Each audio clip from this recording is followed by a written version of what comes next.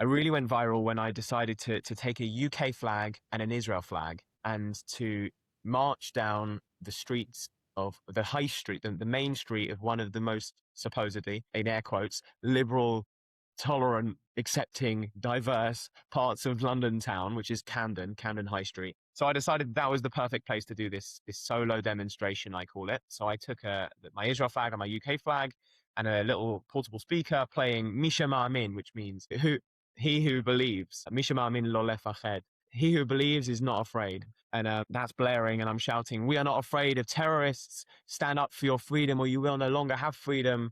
The Jewish people will live forever. And within hardly a minute, I was jumped by about 7 Islamist thugs who stole my flags. But I stayed on my feet. I defended myself. I defended my people. And I left with more dignity than them, because it doesn't take courage to assault one lone guy who's standing up for his values and his people and his identity. It takes courage to stand up to them.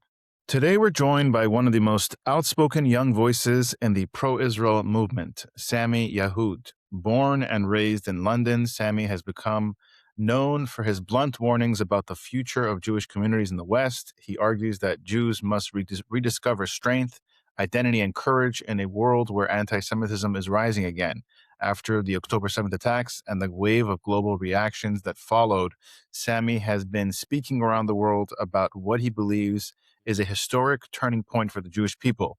He says the war Israel is fighting today is not just Israel's war, but a battle for the future of Western civilization. Sammy, welcome to our show. Daniel, thank you so much for that lovely intro. For people meeting you for the first time, who are you? And if you can speak a little bit about your upbringing in London. Absolutely, yeah. I grew up in London. I spent 24 years of my, so far 25, on this planet in London. I never actually moved house before making Aliyah. I had a very privileged, not wealthy, but privileged upbringing. I have fantastic parents, blessed with going to a great school, the biggest Jewish school in Europe, Northwest London. And I had a good time overall, honestly. Like I said, I went to the biggest Jewish school in London, and my journey to being Sammy Yahood from being just this little Jewish kid growing up in London started, I would say, when I left the Jewish bubble. It started at 16, 17 years old when I started going to public school.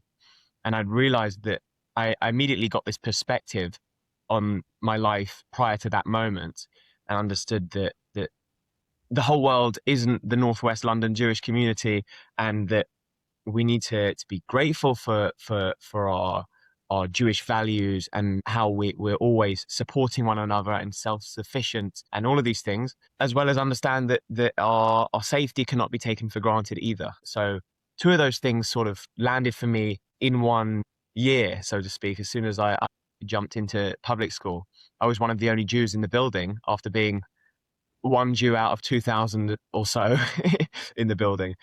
And I was very small at 16. Between 16 to 18, I was hardly 5'6" or 7, weighing 50 kilos or 100 and what's that in pounds? 120 pounds, not even. And I realized very quickly that I have been taking my identity for granted. I've been taking my community for granted, and I've been taking my safety for granted. I started to realize I have to understand my identity. I have to really dive into what it means to be Jewish. And as well as what it means to be Jewish outside of Israel, as well as I need to understand how I can learn to defend myself. I'm small, especially compared to the non-Jewish community, and I'm vocal. I'm not about to silence myself just because I'm scared for my immediate safety. So I also saw the verbal self-defense equally as urgent as the physical. So speaking against, even if it's prejudice and non-hateful and just comes from a place of ignorance, which was actually the most common. Like, I had a friend who actually believed that all Jews were rich.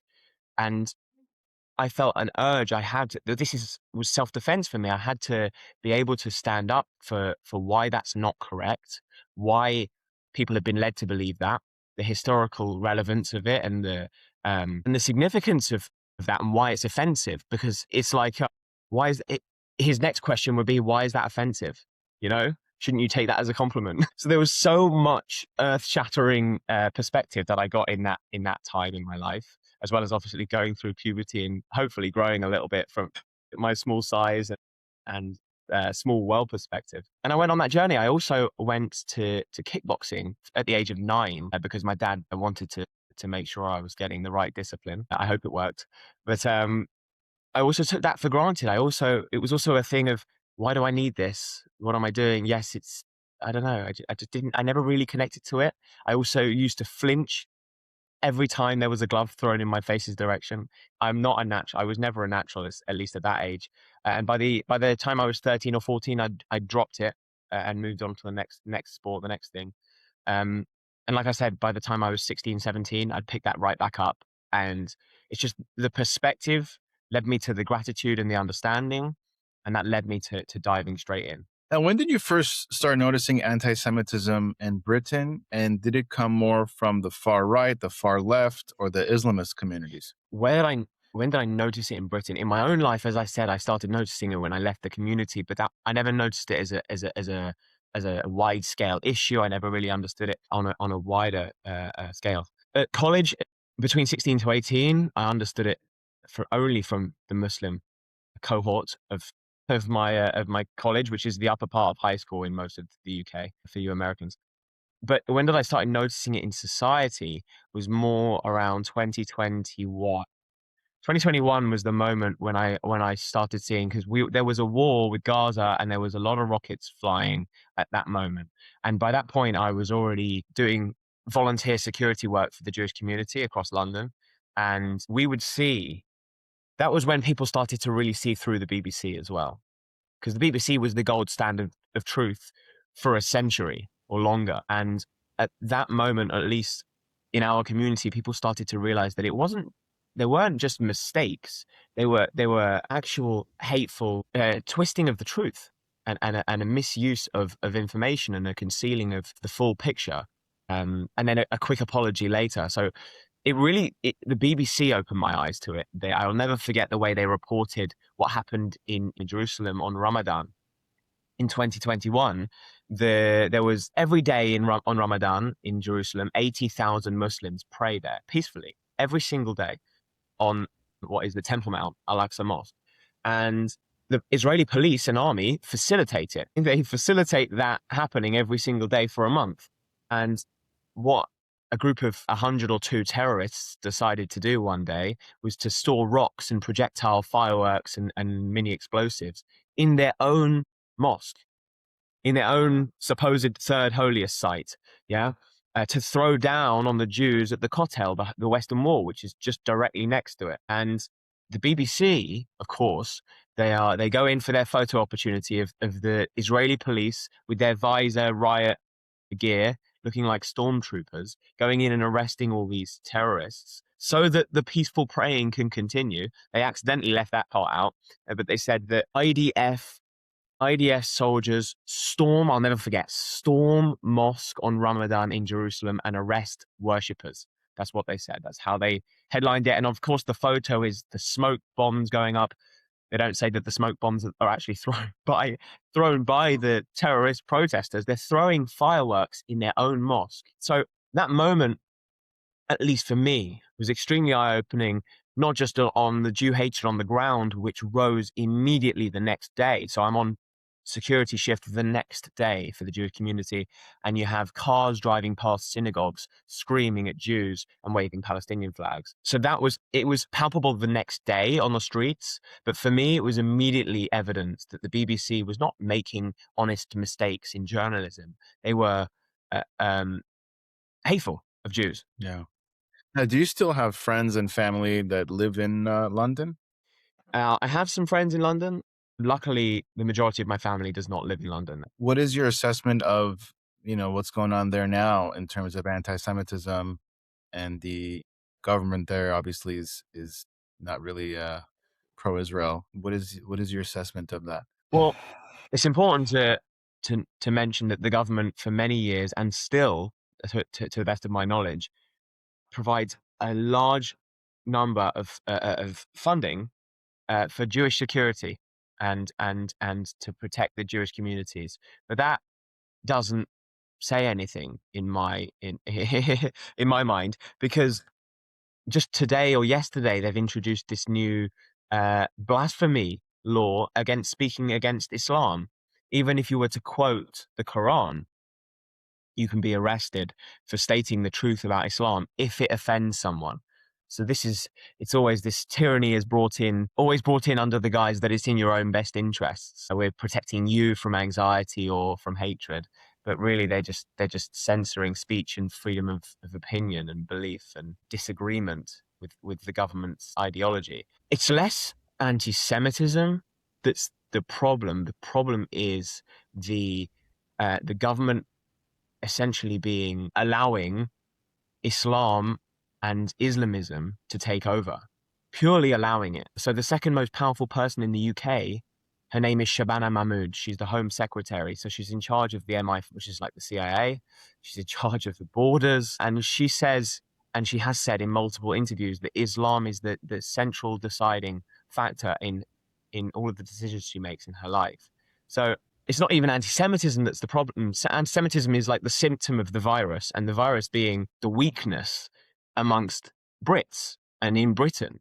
The weakness being them not standing up for British values and just rolling over, essentially. Anti-Semitism is the symptom of that issue. It seems like the issue is only going to get worse because the Muslim population is just constantly growing, and they basically speak to their voters, right? Their voter base. So we're looking at a situation in the UK where there's been this huge scandal with the gangs of Islamists, the rape gangs. I didn't even want to say the word. It's so sickening. The stories that I've heard, I can't even repeat on here. It's so vile.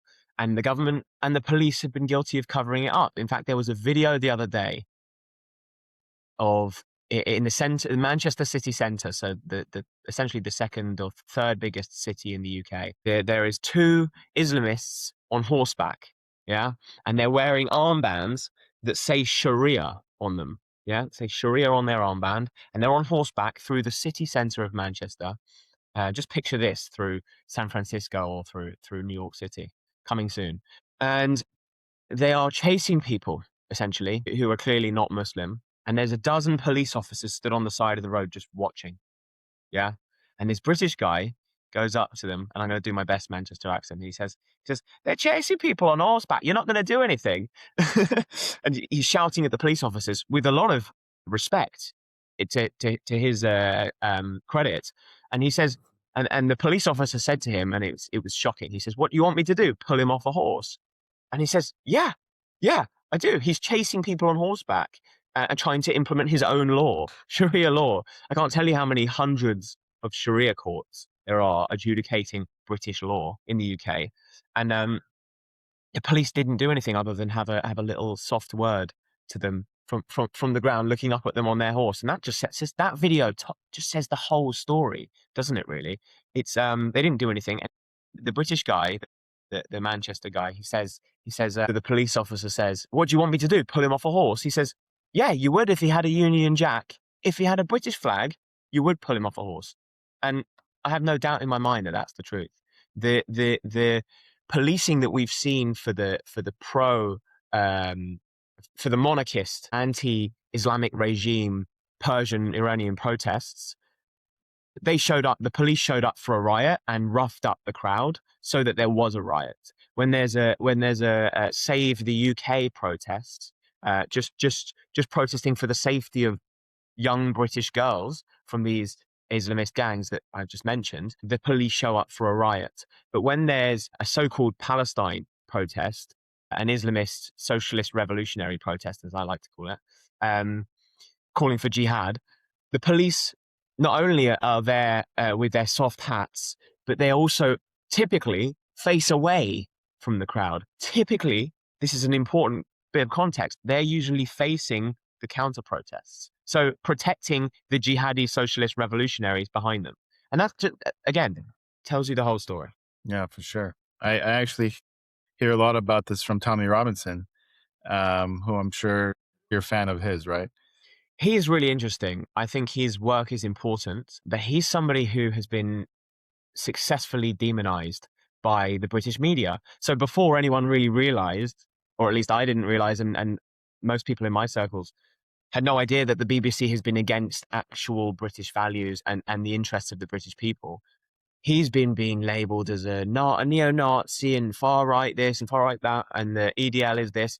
And the truth is, the EDL, the English Defence League, which he founded, was hijacked by these fringe right racists. That's the truth. What they don't tell you is that Tommy Robinson founded it with a black guy. And that they don't show you the videos of the rallies, essentially, again, protesting for the safety of young British girls, because they're the people who are on the front lines in towns like Luton, which have just been totally overrun by Sharia law and the Islamist population. So he's ahead of the curve. Let's just put it that way. Was there a moment that pushed you personally to start speaking publicly? Yeah. In those couple of years after just leaving that Jewish bubble, that whilst I was on that journey of learning self-defense so that I was confident and capable enough to defend myself so that I could speak out in the event of hatred or prejudice or whatever that may be, I kind of realized that if I had an online platform, I could make a difference. I think I could inspire some people to do the same. It took until October the 7th and then actually early 2024 for me to say, enough is enough. I'm buying a microphone and I'm going down to the center to the core of the fire. You know, I look at these moments in Jewish history as some people look at them as punishments. Some people look at them as tragedies, and they are tragedies, obviously. Like the Holocaust is another moment, and there's a dozen more previous in Jewish history. But they're moments of discipline and reminder. Like they're supposed to, they should act as moments that remind us of who we are, remind us of what our priorities are, and how we should be living our lives. And I'll tell you, it shook up my world, because I worked as a consultant in the construction industry, and I was doing pretty well for myself up until that point. And it was sort of, my life is 80% working as a consultant and then 20% volunteering for my community, doing security, teaching self-defense, Krav Maga for this community. But it was like that. It was like an 80-20 work and then Jewish on the side. And I think that's the story of most diaspora Jews. It's like, I am an American Jew. I'm a German Jew. And the culture very much in the diaspora is, I'm a doctor, I'm a lawyer. When someone asks, like, who are you? That's your whole identity. But really, you're a Jew. And it's funny because there's no other ethnic minority that forgets who they are first. Like the African American community, they're African first and then American. We're Jewish first, but we've been in exile and have been forced to assimilate and done a great job of assimilating up until now, that we've sort of forgotten our priorities, I think. And these moments of tragedy, at least for me, and I've seen for many, many, many others that I've been in contact with and have witnessed, that these should be moments of stark and brutal reminder. And when I said discipline, moments of, that is what a stark and harsh reminder is. It's a moment of discipline and focus, and a moment of, what do I do now? What should I do? What should I be doing? What have I been doing wrong? And in that moment, I realized my life almost immediately flipped. So I went from 80% focused on work and 20% Jewish community to the opposite. I worked 20% just to keep the job, and 80% I was 20 hours a week volunteering, at least volunteering for my community. And I just did as much as I could until it was just enough. I was sort of kidding myself for a couple of months, saying, yeah, I'm going to hold this job down, but also go all in on what I believe is my purpose and my responsibility, which is my community and the safety of my people. So I think it was February 2024. So a few months later, I bought a microphone and headed straight down to the center. But something I've just quickly left out of that story, I'll add. In the 6 months prior to October 7, I was solo traveling around the world. I just finished my degree and I was doing a degree alongside my work. And I decided to take 6 months out. Following that, I traveled around the world and I returned straight back to my job. But I went to places like Egypt and Jordan and Mexico. I spent a month in Israel. I spent a month driving across the Bible Belt in America. And I had a phenomenal, again, also sort of earth-shattering experience, because traveling is one of the best ways you can gain perspective on the world and gain perspective on culture and privilege and really give yourself gratitude for what you have and your upbringing. And like I said, I had from a sense of great parents and education and community, I had a very privileged upbringing, and I never had to worry about the next meal on the table. Seeing people so happy with so little in Mexico, 10 times as little as people below the poverty line in the UK, still 10 times as happy as I've ever seen a Brit, you know?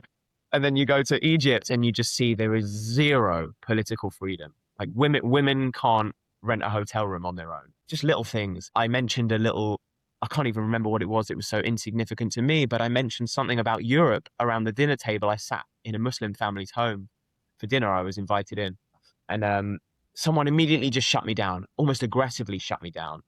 And then afterwards, I asked the friend who invited me, what happened? What did I say? It wasn't even related to Egypt, like something going on in Europe. And they said, he looked around, he said, asked me, where's my phone? And he took it from me, put it in the other room, made sure there was no phones in the room before he said, we just don't talk about politics in Egypt. That is the extent of the tyranny that exists on this planet. And I think I've mentioned the word perspective many, many times on this call already. But that's everything. I think without perspective, you won't have gratitude, and you won't have courage for what you have, for that privileged community, for that self-sustaining environment, and the values which you take for granted, and which I took for granted for so long, and some days, even now, I'm still guilty of it. Everyone is, but it's important to constantly give yourself these reminders. And traveling, I actually returned to the UK on September the 30th, 2023, from Egypt, and I then spent a week at work. And then October the 7th happened. I get a call from my cousin who was on the front, who then quickly ran to the front lines here in Israel. And I went into the office on a Monday morning in this so-called conservative British consulting corporate environment in the UK, in London, and immediately felt othered. I was immediately othered by almost everyone in the office. They do this Monday morning catch up to see what everyone in the team is working on for that week, and they forgot to call on me. My existence was ignored. It was phenomenal. Everyone in the office knew that I'd been to Israel that year more than once. Everyone in that office knew that I had family in Israel and that I was Jewish. And no one had ever voiced a problem about it. But the moment the Jews experienced the biggest massacre of their people since the Holocaust, no one has anything to say. And I think that's uniquely our experience. So like I said, these moments, like October the 7th, like the Holocaust and all these things, yes, they feel like punishments. Yes, they're huge moments of trauma and pain, but they are actually reminders, wake-up calls, and moments of discipline, and they should be moments of immense clarity. So that is the moment I said, this is my time. I have to take responsibility. What reaction did you get when you first started posting online? Maybe talk about some of the love that you get and some of the hate that you get as well. Yeah. I had an overwhelmingly positive reaction. I had a few people who were close to me shout in my ear down the phone with love, respectfully. They were Jews, but they were like, "What are you doing? You're jeopardizing this, da da da." But it was overwhelmingly positive, the reaction. I didn't start out by demonstrating. I wouldn't say I demonstrated courage overtly to start out with. My first video was going down to the protests in the center of London, the so-called Palestine protests, with a keffiyeh around my neck, which I just bought in Jordan a few months later, traveling the world. I didn't get it on Amazon like all of these protesters, just for the sake of the social justice. I got it from the source, guys, and I was asking questions. Maybe I was naive. I wanted to host discourse. I wanted to be a platform to show both sides and to maybe expose ignorance and all of the rest of it. Like, I'm no intellectual expert, but I know, like, I heard some crazy things. Some white British woman said to me that black people have got to get on separate buses in Israel. And I just said, "Are you sure?" Because I was trying to play the sort of on the fence, both sides, whilst wearing a keffiyeh, and I had an interesting job to try and keep my undercover states secure. But I noticed after posting my first videos, to answer your question, that the response showed me that that was not my purpose. My purpose wasn't hasbara. My purpose wasn't to ask questions of the other side. My purpose was to demonstrate unapologetic courage for my people and for my faith and for my identity. So that's what I did. I went from interviewing protesters and sort of not demonstrating strongly to doing the same, interviewing protesters, but actually wearing a keffiyeh, but being so overt about my opinions and saying, no, that's not true. Where did you get this information from? And then when that wasn't enough for me, I'd already been assaulted a number of times by this point. Still, it wasn't enough for me. I decided to go and wake up these university jihadi socialist revolutionary encampments up, which were taking over university encampments and given free reign. To take this conversation back to the earlier question of yours, you're asking about the problem of anti-Semitism. That's the problem. Anti-Semitism's the symptom. The problem is these British establishments of hundreds of years, some of the oldest educational institutions in the world, give free roam to ungrateful children who want to scream at the sky and take over the library and spray paint the walls. It's just, that's the problem. Anti-Semitism just follows, you know? It's the weakness and the lack of courage to stand up for your values. That's what was missing. That's what still is missing. And that's where I felt I fitted in. So I started waking them up on campus, and I have to say I had a lot of fun doing that. Then I had to keep coming up with new ideas because the weather got too cold and the ungrateful children, revolutionary children, decided to pack up and go home from the campus libraries. So I decided this is when I really went viral. I only had a cut, maybe 30,000 followers, maybe even less than that by this point. I really went viral when I decided to take a UK flag and an Israel flag and to march down the streets of the high street, the main street of one of the most supposedly, in air quotes, liberal, tolerant, accepting, diverse parts of London town, which is Camden High Street. You've got like the crosswalks are the LGBTQ flag, and you've got the diversity graffiti and all of this nonsense. Because all of those words I just mentioned, they don't include the Jews. That's the waving red flag, you know? So I decided that was the perfect place to do this solo demonstration, I call it. So I took my Israel flag and my UK flag and a little portable speaker playing Misha Ma'amin, which means he who believes. Misha Ma'amin lo lefached. He who believes is not afraid. And that's blaring, and I'm shouting, we are not afraid of terrorists. Stand up for your freedom or you will no longer have freedom. The Jewish people will live forever. And within hardly a minute, I was jumped by about 7 Islamist thugs who stole my flags. But I stayed on my feet. I defended myself. I defended my people. And I left with more dignity than them, because it doesn't take courage to assault one lone guy who's standing up for his values and his people and his identity. It takes courage to stand up to them. And that's what that's the reaction I got from posting the video. People were overwhelmed with feelings of pride by just sort of watching it. And I still don't see what's crazy about what I did. And I'll say why. I'm not being funny here.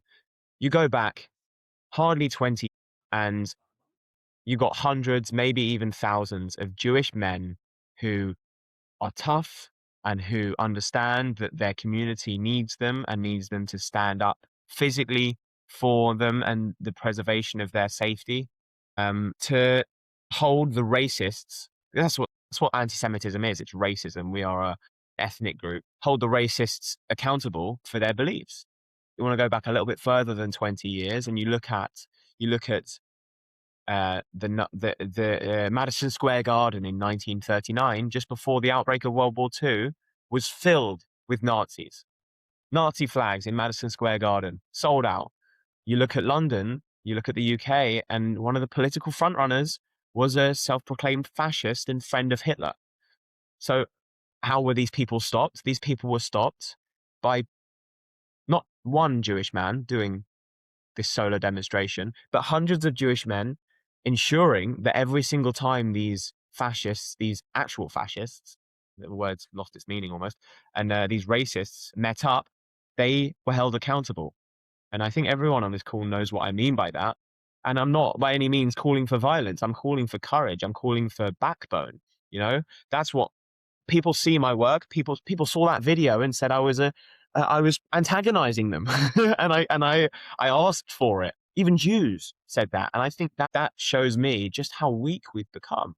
It does, because if we're showing unapologetic pride and courage and demonstrating that publicly is an act of antagonization, I think that's a word, antagonization, then we have no future.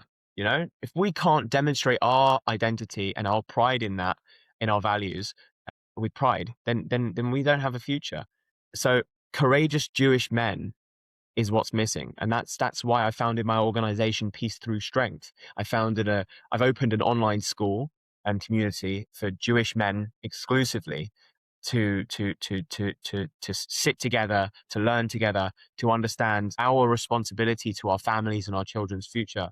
I have a dream which feels very far off, but I have a dream that Jewish children will be able to walk through these hate-filled corridors of Columbia and Rutgers University and UCLA, once again with pride and courage and wearing their identity on their chest or on their head without any problems that affect them in any way. You know, I always say that I'd rather 100% physical confidence and one fact than 100 facts or 1,000 facts and 1% physical confidence. And I think we're the latter these days. We're trying to educate our children. Hasbara, explain. And we've missed the glaring necessity for physical strength and formidability, just backbone, just resilience. And the fact that the demonstration of resilience and courage and that backbone, that fortitude, is violence in itself to people. People can't even fathom that, says how far we've gone. And it's not just a Jewish problem. It isn't a Jewish problem. In fact, I think the Jews are just a little microcosm for the problem of the West. The West demonstrates the same weakness, the same inability to stand up for their values. And that's why we're here today. That's why we see Europe, Canada, Australia, and America capitulating to these fake virtues, tyranny disguised as virtuous social justice. Now, Rabbi Meir Kahane once said that the problem is a lot of Jews, they want to be loved, but I'd rather be feared and respected than to be loved, because you're never going to get everybody to love you. Has he been an influence on you at all? And his books, the amount of times people have put his books in front of me, they're on my list, rest assured, everyone. But I have to say, I have a slightly different approach. On a national level, that mindset is essential. I agree with it. I mean, that's why it's called peace through strength. It's not peace through hugs. It's not peace through tikkun olam. It's not. And I think, because I've mentioned tikkun olam now, and that's kind of the opposite end of the scale to the kahana, right? Tikkun olam being to fix the world. And a friend to everyone is a friend to no one, and least of all himself. I don't know who said that, but it's a brilliant quote, because you can protest for the LGBT community. You can protest for the Black Lives Matter. You can protest for this, that, the other. If you don't strengthen your own house first, and you don't put your own house in order first, you shouldn't be surprised that when it comes down to you, there's no support, there's no help, because you haven't supported yourself. And I think that tikkun olam mindset comes from a place of weakness, not from a place of strength. It comes from a place of weakness and begging to be loved, begging to be accepted, exactly what he said. On an individual level, I'm not so sure. On a grand scale, like community, as I've just mentioned, that community mindset of tikkun olam, I think is wrong, and it comes from a place of weakness. Israel, on the other hand, is a good example of what he was getting at. Israel's feared. Israel is a great example of peace through strength and not peace through tikkun olam, because Israel goes to help earthquake victims around the world. They fly to Haiti and send a recovery team. They fly to their sworn enemy, Turkey, and send a recovery team for their earthquake, regardless of whether we receive thanks or love or not, because we don't receive thanks or love for that. Yeah. We achieve peace through strength. We achieve peace because our enemies know we will hit them 10 times, 100 times as hard as they could possibly hit us. And you might be thinking, there's no peace right now. But I tell you, Tel Aviv is alive and well and kicking. Jerusalem is the same. Everyone is getting along with their lives. We're in the middle of a war. We have intercontinental ballistic missiles headed towards us every night. My sleep schedule is not what it should be right now. We've gone quite a long time without a siren so far today. We've had, I think, 2 or 3 already, which is on the low end in the past 10 days. But the point I'm making is all our enemies have is the attempts at making us fearful, making us tired and moody and terror. All they have is terror. They haven't invented these cluster bombs so that they can hit as many military targets as possible and strategic targets. No, they just want to terrorize us and cause us a moment of depression, to knock our morale. But it's not possible because we're the Jewish people, and it's going to take a little bit more than that, I'm afraid. So it's peace through strength. On an individual level, the Kahane mindset, it's kind of a bit of a gangster mindset. I'd rather be feared than loved. But people love Israel. The people who aren't brainwashed love Israel because we are that lone flag standing strong in the wind, in that hostile wind. And that is peace through strength. That is the fear me and you'll love me mindset. And that's what's kind of missed out from that phrase. It's like the feared, as long as you're not like a ruthless gangster type, the feared are loved because as long as you have morals and values to go along with that, then people would admire that because that's strength and courage. Yeah. Now, were there any consequences to your direct confrontations? Were you ever badly injured or arrested or anything? I have been banned from Australia. If that's a recent development. The irony is, so I posted adverts for my tour in Australia. I was going with my fiancée, Yocheved. She runs a phenomenal Volunteer for Israel organization, and she was going on speaking tour, and I was joining and doing my own, and we were overlapping. And I posted adverts for my events. Clearly, someone's got hold of them, reported them to the government. They've done a facial recognition to pair that with my visa and my passport. And they on the morning of my flight, there's no coincidence. This was not that they knew when I was flying on the morning of my flight, so that I couldn't appeal it. They sent this cancellation notice, which I received at my gate at Ben Gurion. Decided to fly to Abu Dhabi regardless and fight it with all the community leaders that I was in contact with in the process of the 9-hour stopover in Abu Dhabi that I had. We weren't successful because I never made it there. But we were successful in blowing the story up that within an hour, the Home Minister of Australia made a public statement to The Guardian saying that hatred is not a good reason to come to Australia. I've never been hateful. There's a difference between criticizing an ideology and hating a group of people. And that's very important to recognize. And like I said, with Britain, people aren't interested in recognizing that anymore because that's not what tyranny is about. It's my way or the highway. And like I said, from experiencing this perspective in places like Egypt, I see where this leads. And freedom is as soon as you start censoring, it's like you got like the left and the right, like this, on both my hands. The moment someone says, no, this is too extreme, we need to censor, they both go here. Now the extremes are here. Then we need to censor, this is too extreme. There's no end. The moment you start censoring, there's absolutely no end. And it's always brought in under the guise of kindness and in your own best interests. So, because he said, it's in hatred. He said, hatred. We're protecting my Australian people from hatred. And the irony is that it's Jewish community leaders that helped push for this new hatred law in Australia that just got me banned. Because again, I would argue, instead of strengthening our own people, we're desperate to be accepted. And that's never going to happen unless people start fearing us, unless we start to be strong and formidable. And to answer your question, I have been attacked a number of times, whether it's by transgender socialists or by radical Islamists. And the only actual injury, the lasting injury I have is this finger I can't straighten fully. I still don't know how it happened, but I had a black eye, and that's pretty good going after being attacked by seven Islamists at once, I'd say. Yeah. And you've been outspoken about the Islamist ideology. What distinction do you make between Islam and Islamism? And do Western governments understand the threat of radical Islam? Let me be clear. There is no such thing as radical Islam. There's no such thing as Islamism. It's just Islam. You can't be a Muslim and not believe in jihad. It's all over the Quran. You can't be a Muslim and disagree the kuffar, the non-believer, the infidel, is a second-class citizen. If you disagree with that, in fact, sorry, a third-class citizen. If you disagree with that, you're not a Muslim following by Muhammad's laws. If to be a Muslim, you have to subscribe to the Hadith, which is not the Quran, but it's the written law of Muhammad, right? And to be a Muslim, you have to say 3 lines. The Shuhada, you have to just say that Muhammad is my prophet, essentially. They are subscribed to the ideology of, therefore they're subscribed to the Hadith. And in the Hadith it says, the end hours will not come until the rocks and the trees have the Yahudi, the Jew, hiding behind them, and the rocks and the trees will shout out, "O Muslim, there is a Jew behind me, come and kill him." That is what will signify the Moshiach times for the Muslims. Yeah.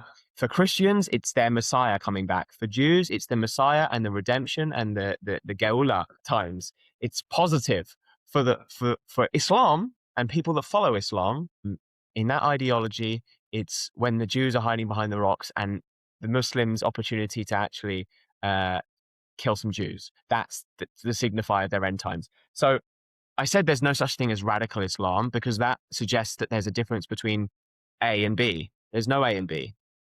Another thing is that Islam prides itself on being the unchanged word of God, which is not true. It is changed.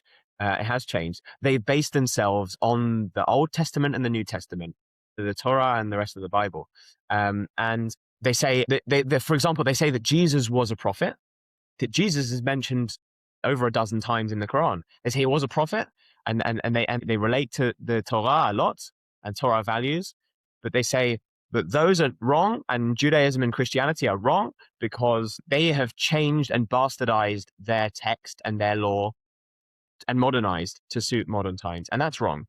One of the videos I made recently on a campus in Florida, speaking to the Muslim society on campus, I asked the girl who, in her words, was there to spread Islam. I asked her, so should we still be stoning the gays? And she didn't say no. Let's just put it that way, because they're not allowed to modernize. So if someone was to argue to me, no, we no longer subjugate the kuffar, the non-believer. We no longer want to kill the Jews. We no longer want to stone the gays.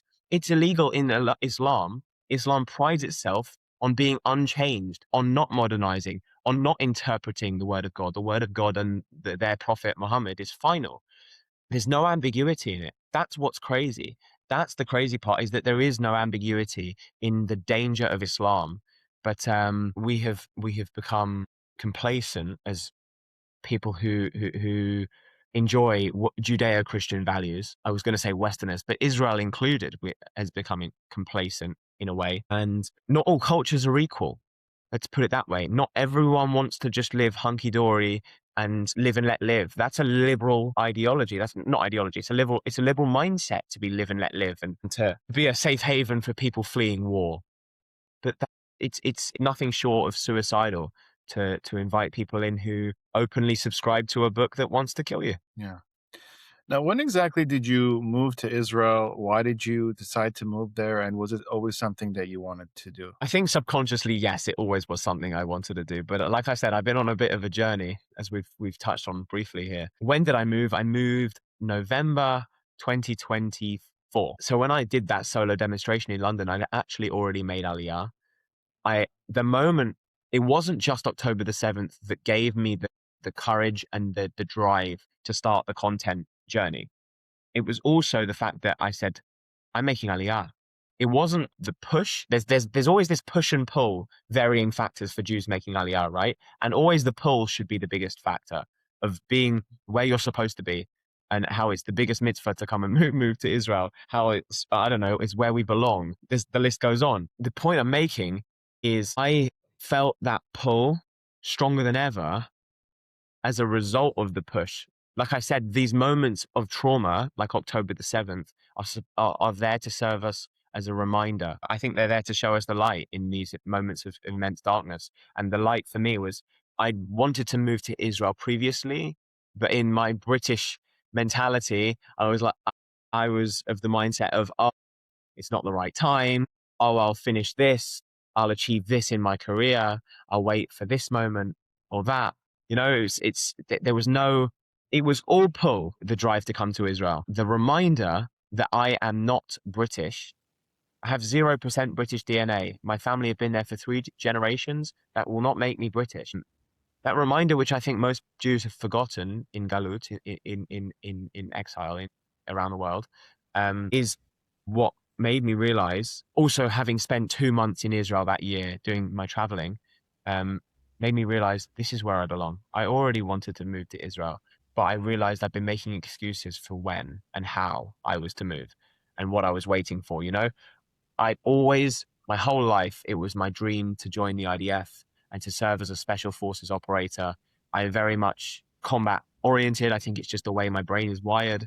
I used to play table tennis to a competitive regional level in London. And I stopped playing table tennis because I couldn't focus up to the end of the game, 11 points. By the time I got to 8 points, my brain was elsewhere. But when I was training fighting, it's remarkable how well I could focus when someone's trying to kill you, you know?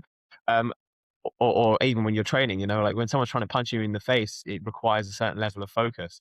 So that was where I always found my drive and my where I excelled in sports. And I always wanted to get into the special forces of the IDF, but I have a fractured vertebrae in my spine. And after a lot of battling that inability to serve in the IDF as a combat soldier, I just eventually allowed myself to come to terms with it and to realize I will contribute in other ways. And that's not going to stop me. Everything happens for a reason. One of my favorite phrases I've learned recently is in Hebrew, lama or lema. Lama meaning why, and lema meaning for what. So you can, and there's everything in life. You can either say, why would you do this to me? Why would this happen? Or for what? Why has this happened? What is the meaning of this? And that goes back to what I'm saying about these moments of trauma, these moments of pain and upset and failure or perceived failure. Ask, what does this moment mean for me? What can I do with it?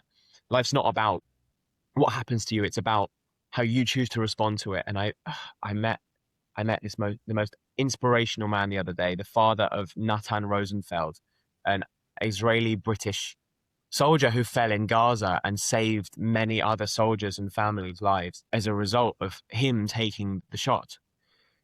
And the father, an ordinary man, ordinary life. He was a renovator, shiputznik, it's called in Israel. The guy he would paint walls and he'd build furniture, and he was doing okay. And his son passes away in a tragic moment in combat, and he changed his life. He decided, this is going to drive me towards good, because that's a crossroads, right? And I think that's proof that each moment of tragedy is not just tragedy and darkness. It is a moment for you to choose, and to choose to drive towards light, to choose to drive towards hope and increased motivation and drive. And I spoke with him, and he's going on speaking tours, and he's inspiring people to change their mindset. And that was only just the other day. That's why I'm mentioning him. It was invigorating hearing from a father who lost his son 8 months ago, a 20-year-old boy, to see how he's gone from, he's almost in a better place than he was, because his life is now full of so much meaning and so much purpose.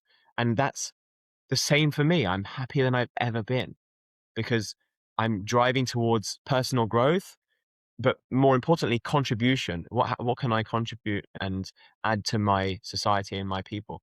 And I think, wow, I've gone on a tangent there, but to answer, why did I make Aliyah and when did I decide to make Aliyah? Like I said, I always wanted to end up in the IDF from probably the age of 12 or 13. By the time I was old enough, I was already too injured. So I started my career in construction in the UK, and I started becoming an instructor in Krav Maga and volunteering doing security.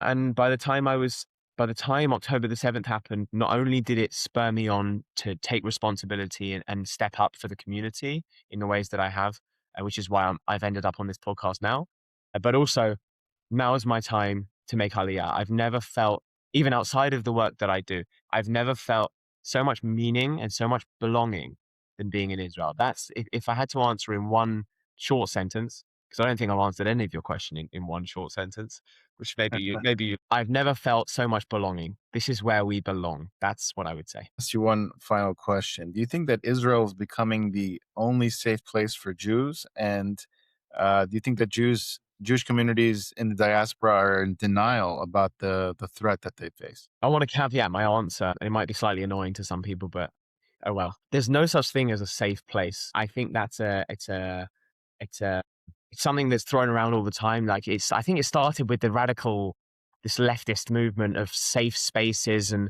all of this. There's no such thing as safety. I mean, you can build safety by being strong, you know? And Israel's not safe. The diaspora is less safe, you know, but Israel's not safe for Christians. Israel's not safe for Muslims. America's not safe for there's no such thing as safety. You go to the Amazon rainforest, it's not safe. Natural reality is a brutal one and a very dangerous one. You know, without running water, we're not safe for very long at all. So, and that is an annoying answer, but I'd argue Israel is the safest place on earth for Jews. Yes. But if we go forward with that mindset, we will get just as complacent as we were on October the 7th. The complacency that led to that, and arrogance, even though we had the intelligence. And I spent a long time battling this in my own head. How could this happen? How could this happen? Because of immense complacency and arrogance. That's how. And you can't, and my viewpoint of the diaspora has sort of shown me how October the 7th can happen. How can we be so complacent? How can only 20% of the Jews have left Mitzrayim? We were in slavery. How could we not have left? How could we not have left Europe? The writing was on the wall. We were being told what was going to happen to us. How can this? And we're constantly being shown. People love to jump to a conspiracy because it's almost easier than to deal with the truth, you know? And the truth is that we've become complacent and we've become comfortable. And the moment we look at something as a safe place, then we kind of can sit back on our sunbeds and relax. And I don't want anyone to move to Israel with that mindset, you know? Israel's not, as one of my very close friends, is like a brother to me. He actually set me up with my fiance. He says, Israel's not your Jewish playground. Shout out to Yahuda Lapian. What a phenomenal man. Israel's not your Jewish playground. People come here, I don't know, from Miami, and they come and sit on the beach for a week and stay in a 5-star hotel and eat nice dinners, and they feel like they're contributing to Israel. Israel was built off of the backs of the blood, the sweat, and the tears of Jews, fleeing Europe after just surviving the Holocaust by the skin of their teeth. Israel's not built off of fancy hotels and beach stays, you know? It's safer than anywhere in the world for Jews, yeah? Other than a desert, remote island, you know? But it's not safe. We have to always be getting stronger as individuals. I think one of the biggest tragedies of modern culture in general, and this is not just the last 100 years, I'm talking the last 400 years, is that we no longer value largely physical strength and formidability is not valued like it should be. So, I mean, it started when like these admirals of ships they'd have these grand wooden tables, and they'd have literally a carving out for their belly, and it was like a sign of wealth to have a huge belly. And I think, and this is not a new thing, but it's the power of comfort cannot be understated. How did October the 7th happen? How did the Jews not leave Europe? How did the Jews not leave slavery, Mitzrayim? There's a comfort in not making a difficult decision, even though you're in slavery. There's a comfort in all of these things. And Israel is the safest place for Jews around the world, but we cannot allow ourselves to become complacent. And when you become complacent, I think you lose gratitude by proxy. And we certainly cannot lose gratitude, because gratitude is the core of what it means to be a Jew. Sammy, I want to thank you for your time. I want to thank you for joining me. Thank you for your courage, speaking up for the Jewish people, the state of Israel. If you want to leave us with a final message. Final message. Brilliant. Yes. I think I'm just going to pick up where I just left off. Gratitude is the core of what it means to be a Jew. The root of the word for Jew, Yehuda, Yehudim, is Yud Daled Hey, is the same root as the word for gratitude, Todah. So is the very core of Judaism. And I would not be this self-defense instructor, volunteer security, and I would not be speaking out for my Jewish values. I would not be speaking out for Israel and to stand up for the Jewish people if I wasn't grateful first, you know? And that's why, you know, the first, and I'm no rabbi, but the first prayer in the morning that the Jews say is Modeh Ani. And the full prayer, it says, thank you, God, for returning my soul to my body. Every morning, you start the day with just this base of gratitude, and that is everything. And my organization, Peace Through Strength, relies on gratitude. I think people will only take responsibility for their safety and their children's safety and to contribute to the community's wider safety if they're grateful for the things that they have. Otherwise, you'll just rely on your Ring doorbell or your state security, you know? It's important to be grateful first before anything. The methodology and the mindset of Peace Through Strength is perspective, gratitude, courage. Give yourself the perspective and you'll be grateful. And if you're grateful, you will be courageous. Peace Through Strength. Thank you so much, Daniel. Am Yisrael Chai V'Kayam. Thank you, Sammy. If you have a 401k or an IRA, please listen. Gold is at record highs. What many people don't know is this: you can move part of your retirement money legally and without tax penalties into physical gold you actually own. Alpha Omega Gold helps you do this through a gold IRA. Your gold is real. It is stored safely. It is in your name. Learn more at ao.gold/stand. Alpha Omega Gold is our sponsor, and they proudly stand with Israel.